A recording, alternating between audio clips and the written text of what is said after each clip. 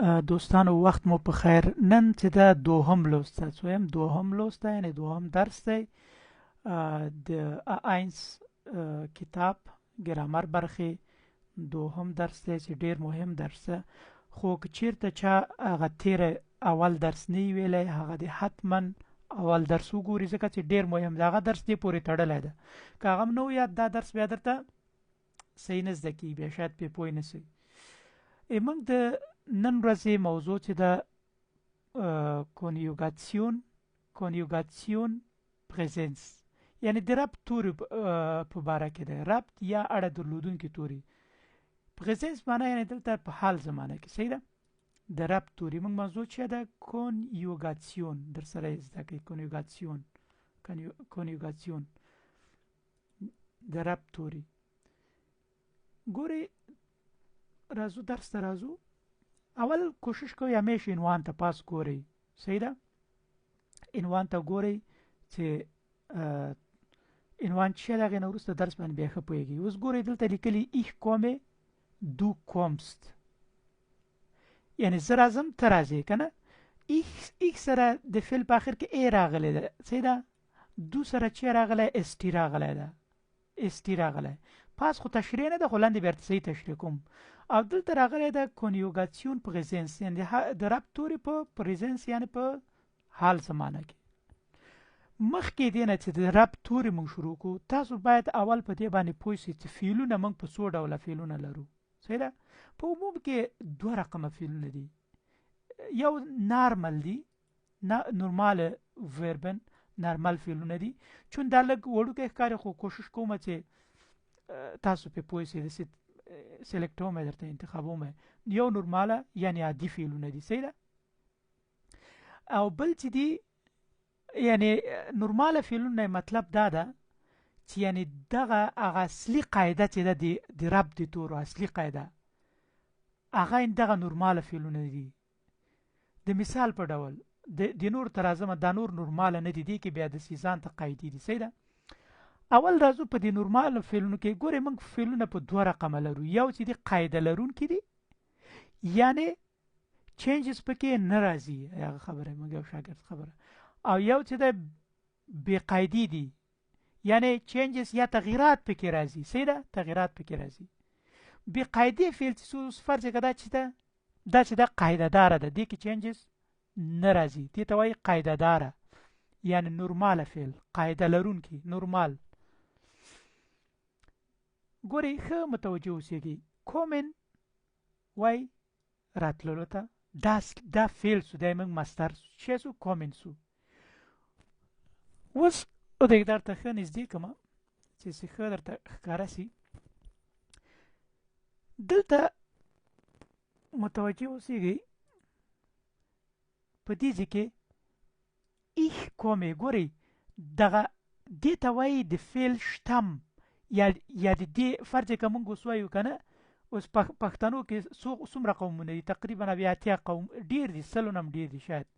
خو اصلي هغه منبع څه ده؟ پښتون ده، یعنې ټول چې راټول کړي اخر پښتون ته، یعنې پښتو ټول د یو پښتو نوم لاندې دي، یعنې اصلي ریښه هغې څه ده؟ منبع څه ده؟ پښتو ده، یعنې ټول پښتانه دي په اصل کې.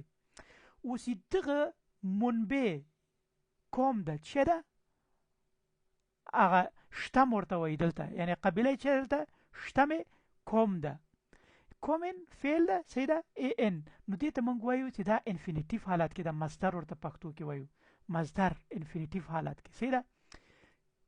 دې شتم چې ده، که زه ما درته ویل شتم چې ده، لکه د پښتو د قوم مې درته تشریح کړه، نو قوم دا شی ده، صحیح ده.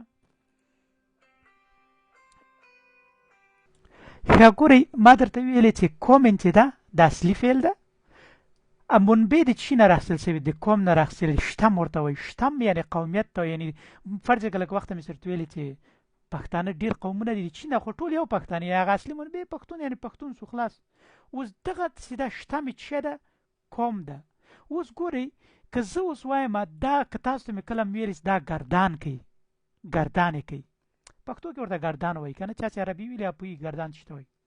او ته به وایې چې دا کومن زه راخلم ګردانوم د ich سره کوم. ګوره دغه خپل کوم شته مې چې ده دا په خپل حالت پاتې کیږي اخر کې چې راځي ای راځي یعنی همیش چې یو فعل چا درک داسې یو فعل درک لکه دغسې قاعده لرونکی فعل درک کومن نو ته به دغه کوم راخلې په خپل حالت پرېږدې ای ان به له منځه وړې ای ان به له منځه وړې اخر کې ای پاتې کیږي لکه اوس ich komme کومن وایي راتللو ته وایي ich komme زه راځم ich komme زه راځم اوس پوه شو چې ولې د ich سره ګوره ای ان له منځه راته نه ای راغی نو چې هر ځای کې تاسو د ich سره دغه فعل استفاده کوو که هر فعل ای ان تی ایسته کوئ ای به اضافه کوئ په آخر کې ټول فعلونه نه دي البته صرف نورماله فعلونه دي صحیح ده عادي فعلونه د دو سره ګورئ دغه فعل راخلو د اصلي فعل کومن دا کوم په خپل حالت پرېږدو ګورئ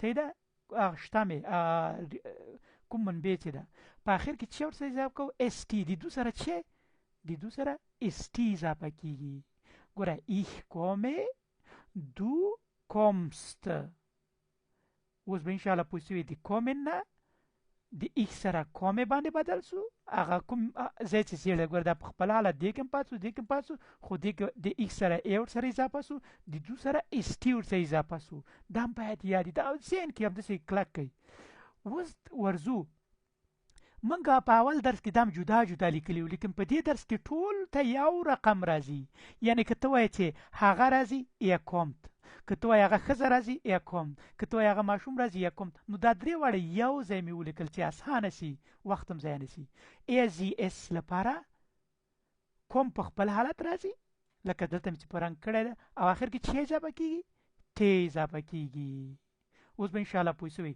د ich سره ای راغی د دو سره اس ټي راغی په آخر کې د ای اس سره په آخر کې ټی راغی دا د ټولو نارمل فعلونو سره په همدغه شکل ده نارمل عادي فعلونو سره دا چې د مفرد برخه وه چې مفرد د جمع برخه کې ګورئ دا زیر دا کوم رنګه کړی چې دا شتم خو په خپل حالت راغی صحیح ده اصلي منبع خو دلته د جمع په حالت کې ای ان ورسره اضافه د وی سره چې اضافه کیږي په آخر د فعل کې ای ان اضافه سو او یعنی wir kommen morgen رازو اوس د ای سره بیا چې راځي تاسې راځئ ګوره بیا د ای سره ګوره کوم په خپل حالت پاتې سو هغه منبع که نه یعنې هغه کوم ځای نه چې ریښه ده او ټی ورسره اضافه سو دا کومت د دې په شکل ګوره د دې ای زی اس غوندې یو رقم راغی دلته هم ټی راغی دلته هم ټی راغی دا صرف په نورمال فعلو کې داسې کېږي او بل چې ده دا دواړه زیم یو رقم دي که ځکه دې دواړو لپاره همیش یو رقم راځي دې په خاطر لکه دې چې یو رقم راځي ای زی اس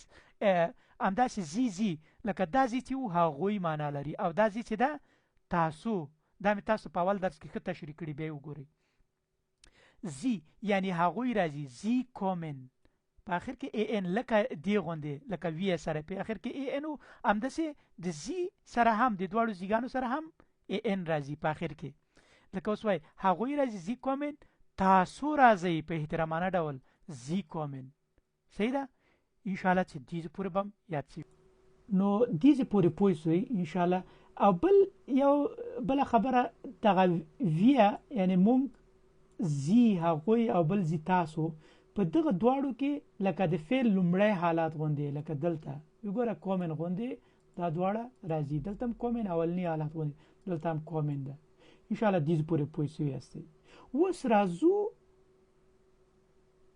چې کوم فعلونه نارمل نه دي د مثال په ډول ښه متوجه اوسئ دا زه لږ وړوکی کړم ګورئ دلته چې دا وربن فعلونه متې ډې ام ان دی وایي فعلونه چې په پای کې ټي او ډیر لري چې لري ټي او ډیر لري د مثال په ډول اربایت ما تاسو د وخت ویلي وو که نه لږ که فکرم سوی ما درته ویلي چې اصلي منبع دلته چې ده د اربایتن اربایت ده که نه په چی خلاصو په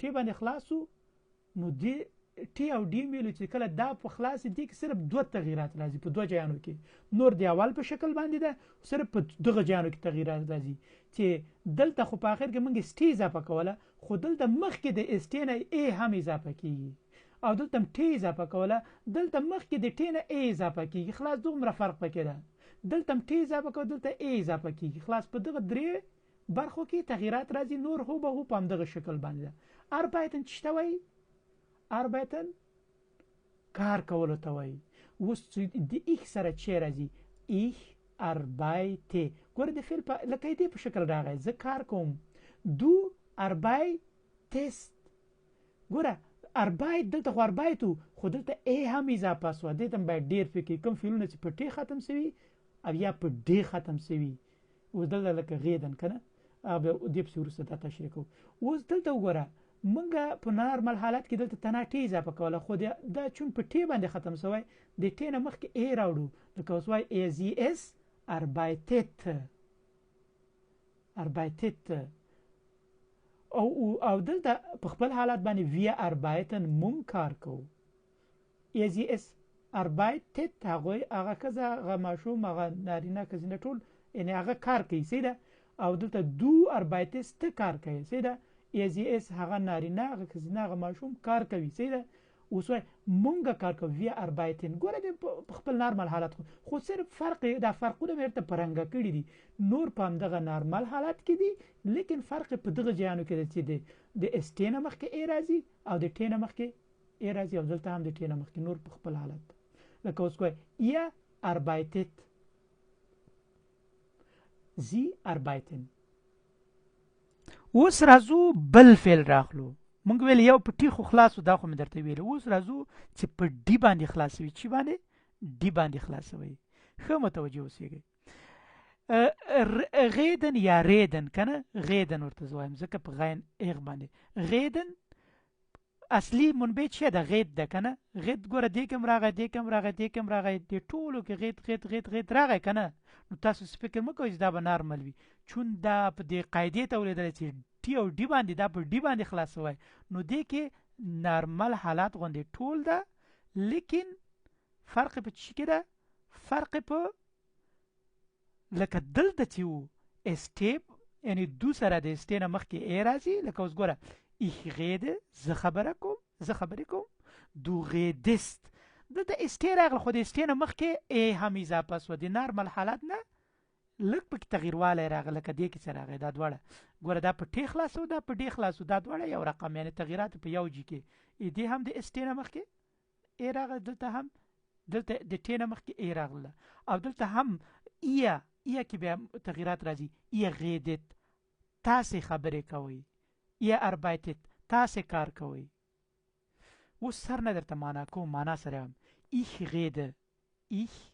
rede زه خبرې کوم du redest نور نارمل حالت غوندې اسټې خو صرف ای پکې اضافه ته خبرې کوي AZS redet هغه نارینه هغه ښځینه هغه ماشوم خبرې کوي wir reden مونږ خبرې کوو ګورئ دا نارمل حالات غوندې راغی هېڅ تغییرات پکې نه دي راغلي او ihr redet تاسې خبرې کوئ دلته د ټې نه مخکې لیکن ای پکې اضافه شوه او زی غیدن هغوی خبرې کوي یا تاسو خبرې کوئ دا و هغه د نارمل حالت سره تغییر و چې په ټې او ډې باندې خلاصو صرف په درې برخو کې تغییرات درلودل یو اسټې نه مخکې راتله یو ټې نه د دواړو ټېګانو نه مخکې ای راغله اسټې نه او د دواړو ټېګانو نه نور همغه نارمل حالت غوندې و اوس دوستانو ګوري په دې باندې پوه شو یعنی دا مطلب دا ده ښه متوجه اوسېږئ دا arbeitet چې ده لکه د کومن غوندې نارمل ده ځکه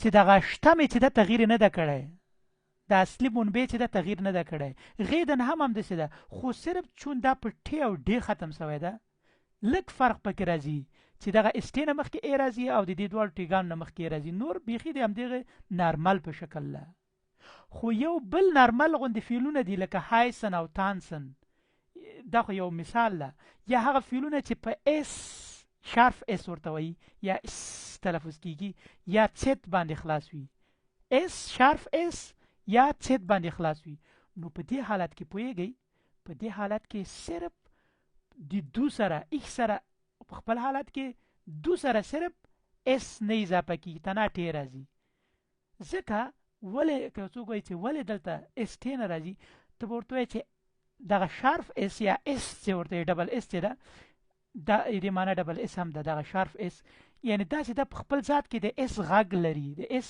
غږ لري لکه اوس وایي هایس اوس که دې سره اس ټي اضافه خو دا خو است راځي که نه اوس به دا هایست بیا بیخي غلطیږي نو دې په خاطر موږ اس ته بیا ضرورت نه لرو دغه اس ټي ته د نارمل حالاتو کې موږ دغه شان اضافه کول اخر کې که نه نو اوس دغه ځای کې صرف دغه اس ټي په ځای چې تنا ټي اضافه کوو اس ته ضرورت نشته دغه اس له منځه وړو لکه اوس ګوره heißen ich heiße ګوره ای اضافه سو زه نومېږم du heißt ګوره غږ هماسې ورکړه غږ یې داسې ورکړه لکه اسټیري چې اضافه کړي لیکن چون تو په خپل ذات کې هغه د اس غږ لري du heißt ته نومېږې sie es heißt هغه نارینه هغه ښځینه هغه ماشوم نومېږي wir heißen موږ نومېږو ihr heißt تاسې نومېږئ sie heißen یا sie heißen هغوی نومېږي یا تاسو نومېږئ نور هماغه نارمل حالت غوندې خو صرف دلته یو اس کم ورکړی چون دلته خپله اس غږ لري او بل راځو دا په سیت باندې دا په شرف اس باندې دا اوس په سیت باندې خلط شوی انګلیسي کښې ورته زایټ وایي دلته د سیت اس غږ لري دې په خاطر سیت ګوره سیت اس غږ لري دې په خاطر موږ اس ته ضرورت نه لرو نو دلته تنا ټي اضافه کوو ګوره تانسن تانسن چې ته وایي ګډېدلو ته وایي ich tanze زه ګډېږم du tanzt دلته تنا ټي اضافه کوو خو اس ټي نه اضافه کوو چون خپله اس غږ لري du tanzt ته ګډېږې sie es tanzt هغه نارینه هغه ښځینه هغه ماشوم ګډېږي wir tanzen مونږ ګډېږو ihr tanzt تاسې ګډېږئ sie tanzen هغوی ګډېږي یا تاسو ګډېږئ نو دا چې و په نورماله فعلونو کې نورمال حالات چې و اول کې ای راتله ایکس سره دو سره اس ټي راته یا زی اس سره ټي راته وی سره ای ان راته او د ای سره ټي راته او د زی سره ای ان راته لیکن په نورمال فعلونو کې بیا دوه قاعدې باید په نظر کې ونیسئ هغه فعلونه چې په نورمال فعلونو کې نورمال فعلونه یعنې دغه هغه شتم یا دغه کوم منبع چې ده دا په خپل حالت پاتې کېدي په خاطر نورماله دي خو صرف دا په ټي او ډي باندې ختم شوی لکه اوس اربایت په ټي باندې ختم شوی غیت په ډي باندې ختم شوی دی په خاطر باندې نو دې کې صرف اس ټي نه مخکې ای راوړو او دغه دواړو ټیګانو چې په ټي ختم شوي دغه ټي نه مخکې موږ ای راوړو نور دغه نارمل حالت او بل چې که چیرته په اس شارف اس یا اس او یا چت باندې ختم شي اوس ګور دا په شارف اس یا اس باندې ختم شي ګوره هایس ګوره دا صرف دغلته یو اس کم راوړو اس ټي نه ورکو تنا ټي ورکو لکه دو هایس او تانس ګوره په چت باندې ختم شي دلته تنا اس ټي نه دلته تنا ټي ورکو اس ټي نه ورکو ځکه خپله اس غږ لري نو دا ډیر مهم دا به په یادوي دا کوشش کوئ دا ویډیو بار بار وګورئ سمه ده اوس به انشاءالله پوه سوي یاستئ چې موږ د نارمل یا عادي فعلونو ویلې بیا په عادي فعلونو کې موږ دوه قاعدې ویلې چې یو په ټي ډي باندې ختم شوی وي چې اس ټي نه مخکې موږ ای راولو او د دواړو ټیګانو نه موږ مخکې ای راولو او بل که چېرته په شارف اس یا اس او چت باندې ختم وي موږ د اس ټي په ځای تنا ټي اضافه ټي لیکو صحیح ده تنا ټي لیکو ځکه هلته خپل اواز لري خو اوس دا چې نارمل عادي فعلونه وو بیا شاید وروسته کې نو بیا بل درس هم راسي چې هغه څه وي غیر عادي وي خو هغه اوس شاید زر رانسي چون هغې کې دومره هغې کې بیا ټول شیان تغییر کوي دې په خاطر نو زه صرف یو مثال درته ښیم فرض که موږ په اول درس کې ویلې زاین هم ویلې که نه نو زاین که فکر مې د ایکس سره نه ده راغلی چې په آخر کې ای راغلی دې بیخي شکل ته تغییر ورکړي دې ته اوس وایي غیر عادي فعل یعنې بې قاعدې فعل unregelmäßig ورته وایي که نه یعنې قاعده نه لري پکې صحیح ده نو دې په خاطر باندې دا آخر کې ای نه خوري د ایکس سره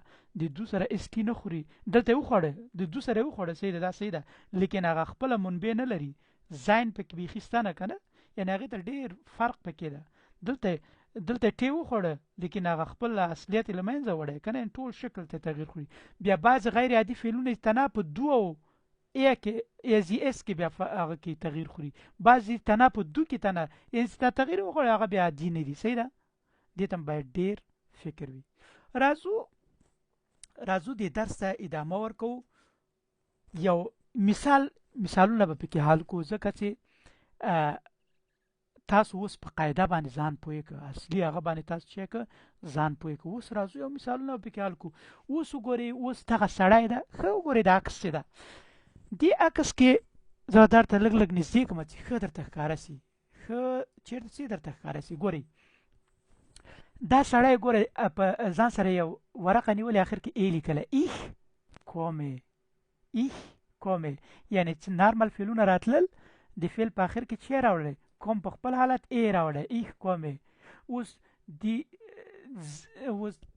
د بلې خواته که راسو، دو ګوره اوس دا دې ته وایي په سوالیه کې هم ته همداسې راځي، کومس دو، ګوره د دو سره د فعل په اخر کې سوالیه کې هم د فعل په اخر کې چې راوړ اسټي راوړ، کومس دو وایي ته راځې، کومس دو ته هم راځې، د ماشوم ته وایي ته راځې، صحیح ده. اوس دلته بیا وګورئ په دریم کې er kommt، هغه راځي، er kommt، دا دواړه خبرې کوي، دا دواړه یو بل سړی شاته ولاړ ده، وایي هغه راځي، دا سړی kommt، er kommt هغه راځي. ګوره د فعل په اخر کې تنه ټی اضافه کړه، نورې کومې په خپل حالات پرېښود. وینې اوس راځو دې ته، موږ د دو سره چې راته دو کومس ته ویلې دلته که نه، دو کوم یا کومس دو که نه سوالیه کېږي، او دو کومس ته راځي بیا ساده جمله. اوس که چېرته په احترامانه ډول ته هغې ته وایي چې تاسو راځئ، kommen Sie، ګوره دلته ای ان یعنې عادي حالت د فعل غوندې، kommen Sie راځئ تاسو. اوس راځو دې بل ته وګورئ، ښه متوجه اوسئ، wir kommen، ګوره دوه نفره ولاړ دي، وایي چې wir kommen موږ راځو، ای ان راغی، صحیح ده، ای ان راغی. اوس دلته دې ماشومان ته وایي تاسې راځئ، پوښتنه ترې کوي تاسې راځئ، راځئ تاسې، ګوره kommt ihr د فعل په اخر کې چې راغی تناټې راغی، kommt ihr، kommt ihr وایي راځئ تاسې، یې سره چې راغی تی راغی په اخر کې. اوس راځو د زی سره، اوس دا دواړه ولاړ دي، هلته شاته دوه نفره دي، وایي چې هغوی راځي، زی کومن، زی کومن د فعل په اخر کې چې راغی ای ان راغی، ای ان راغی.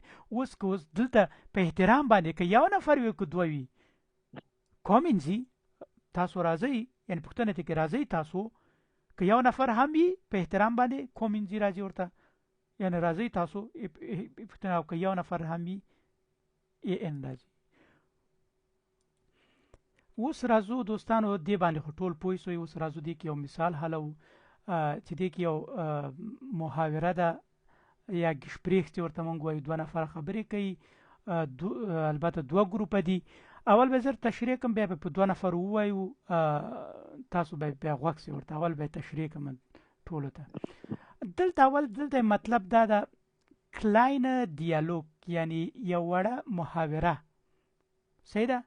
ergänzen Sie وایي تشریح کوي تاسو die Endungen وایي دا وروستاړي، یعنې په دې اخر کې چې راځي ورپورې نښلي دي، هر د رب توري تاسو ورته هغه کې ما تیار تاسو ته پیدا کړي، ضرورت نشته که څوک هغه کوي دغه زیړ چې دا ما اوس ولیکل. ښه اول چې ده اول نفر پوښتنه کوي woher kommst du، ته د کوم ځای نه راغلی یې، woher kommst du. دویم نفر ورته وایي ich komme، زه راغلی یم aus de Brasilien، د برازیل نه راغلی یم. das ist mein Freund، دا زما ملګری دی. kommt، هغه راغلی aus Russland، د روسیې نه راغلی. بیا ورته اول نفر وایي und wo wohnt ihr، او تاسو اوسېږئ چیرته، تاسې چیرته اوسېږئ، wo wohnt ihr، تاسې چیرته اوسېږئ. هغه ورته وایي، دواړه ورته وایي wir wohnen، موږ اوسېږو ganz in der Nähe، ډېر نږدې، دلته نږدې. بیا اوس دا بیرته همغه پوښتنه کوي، بیرته د هغې نه پوښتنه کوي wo arbeitest du، ته چیرته کار کوې، wo arbeitest du. ګورئ دلته د استې نه مخکې ای راغلی، عقایدې هم چې ویلې که نه، تنه استې نه ای هم پکې راغلی، ته باید فکر وي. هغه ورته پوښتنه یې وکړله چې wo arbeitest du، بیرته د هغې نه پوښتنه کوي ته چیرته کار کوې. هغه ورته ich arbeite، زه کار کوم bei der Post، د پوست سره کار کوم دا پوستونه چې لیږي ورالېږي هغې سره کار کوم. اوس دا بله محاوره ده بله د دوه نفر نور دوه نفر دي. اول نفر ورته وایي ګوتین تاک ورځ مو په خیر. وی هایسن زی تاسو په احترامانه ډول ویل وی هایسن زی تاسو څه نومېږئ. ګوره دلته احترامانه نه و ملګرو ترمنځ دلته په احترامانه ډول وی هایسن زی تاسو څه نومېږئ. هغه ورته وایي چې ich heiße زه نومېږم کریم نومېږم. صحیح ده.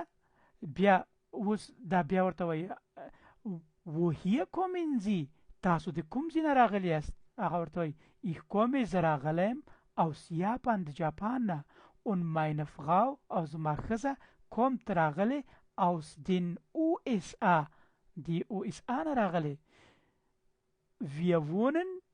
wir wohnen مونږ اوسېږو jetzt اوس in Berlin په برلین کې. ښه اوس به دوه نفره دا محاوره وکړئ. مهرباني اول دوه نفره. Woher kommst du? Ich komme aus Brasilien. Das ist meine Freund. Ihr kommt aus Russland. Mein Freund. Mein Freund, ihr kommt aus Russland. Er kommt. Ihr kommt aus Russland. Und wo wohnt ihr? Wir wohnen ganz in der Nähe. Wo arbeitest du? Ich arbeite bei der Post. ښه اوس دوه نفره ما سره به یو بل نفر وای. اوله جمله به بل نفر وای. مهرباني. Guten Tag, wie heißen Sie? Ich heiße Karim. Woher kommen Sie? Woher kommen Sie? Das ist Woher kommen Sie? Ich komme aus Japan und meine Frau kommt aus den USA. Wir wohnen jetzt in Berlin. اوس راځو یو بل تمرین حالو دوستانو. هغې باندې خو پوه سوئ. دلته وایي was passt zusammen وایي څه شی یو بل سره سر خوري یو بل سره جوړښت لري. کومبینیرن زي یو ځای کوي سره. ګورې ما تیار سره حل کړي چون وخت بیا ضایع کېږي که زه اوس تاسو هم چې کوم ګوره ایښ تاسو به ګورئ چې د فعل په آخر کې چې راغلی ای راغلی. ګوره دلته ټي اس ټي راغلی دلته ای ان راغلی دلته ټي راغلی دلته هم ټي او دلته ای راغلی. دا ورسره سر خوري. ich arbeite in Deutschland زه کار کوم په جرمني کې او دې فعل په آخر کې ای راغلی دا هم ورسره سر خوري. ich komme aus China بلکې ای نه ده راغلی نو دا دواړه ورسره سر خوري. ګوره دواړه مې دلته په نښه کړي. دو سره چې راځي اوس ګورو د فعل په آخر کې سټي راغلی. ګوره دا ورسره سر خوري. du arbeitest in Frankfurt بل د دې سره په آخر کې سټي نه ده راغلی د دې سره سټي نه ده راغلی. ښه او بل دغه هم دلته مونږ ویلو که فکر دی قاعدې کې ویلو چې اس به ورسره نه ږدو د دو سره دا سر خوري. du heißt Amin. صحیح ده. یعنی دلته استې نه ده راغلی لیکن قاعده کې مونږ ویلو که چېرته په شارپ فیس باندې ختم وي نو دلته تنه مونږ ټې اضافه کوو استې مونږ نه اضافه کوو. دې ته باید فکر وي. du heißt Amin نو دې په خاطر دې ته باید ډېر فکر وي. همدغسې د ای سره اوس چې راسي ای سره چې د فعل په آخر کې ټی راغلی. ګوره دلته موږ په نښه کړی دلته هم ټی راغلی دا هم صحیح ده. یا heißt Amin یا wohnt in hotel دا دواړه ورسره سر خوري. او د وی سره چې فعل په آخر کې ای ان راغلی. ګوره دې فعل په آخر کې ای ان راغلی. wir kommen aus Italien او بل د وی سره چې سر خوري wir wohnen in Berlin یعنی موږ اوسېږو په برلین کې. او د زی سره دا څلور واړه راځي دا سره خطونه چې sie kommen aus Italien و هغه د ایټالیا نه راغلی او زی heißt Amin دا هم ورسره سر خوري. صحیح ده. sorry نه دا ورسره سر نه خوري. زی heißt دغه زی wohnen in Berlin دا ورسره سر خوري. ای سره کوم یو سر خوري. ای سره یا heißt Amin دا هم صحیح سر ورسره خوري. یا wohnt in hotel و هغه اوسېږي په هوټل کې.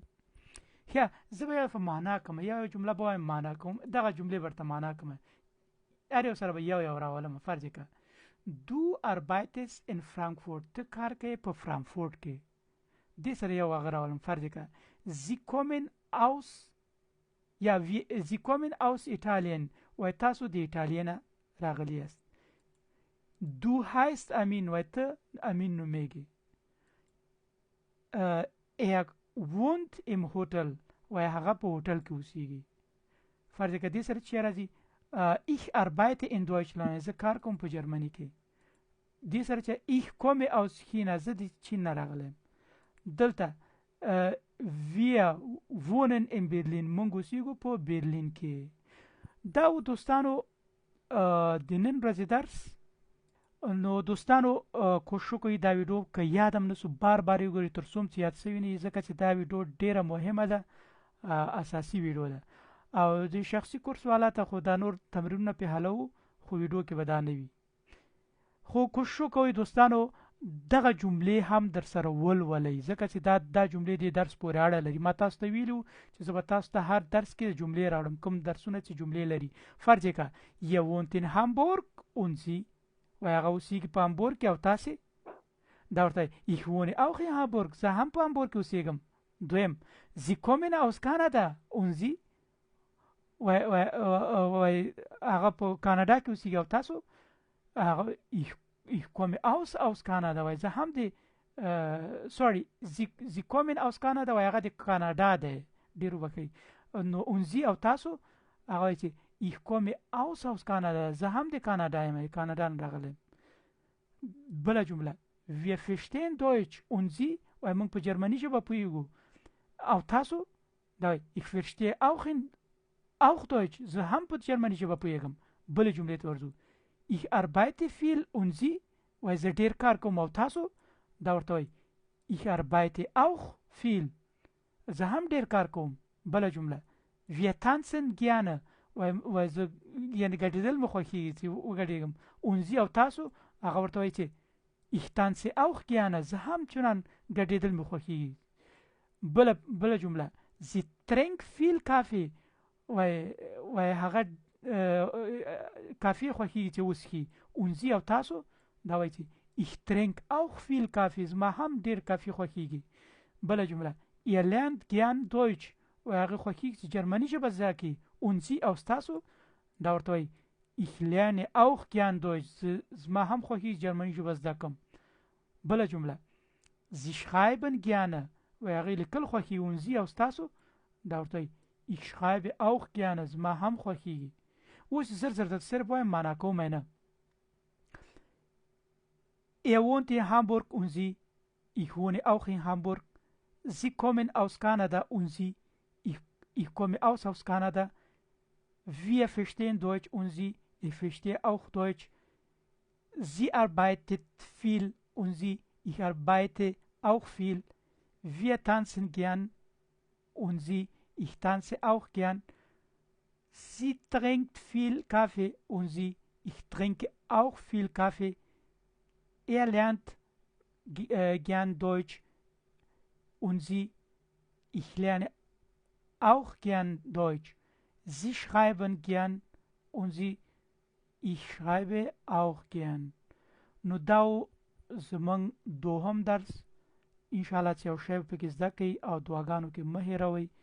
کوشش وکړئ چې دغه ویډیو دوستانو سره شریک کړئ که هغه فیسبوک ګروپونو کې که واټساپ ګروپونو کې. مننه د الله په امان.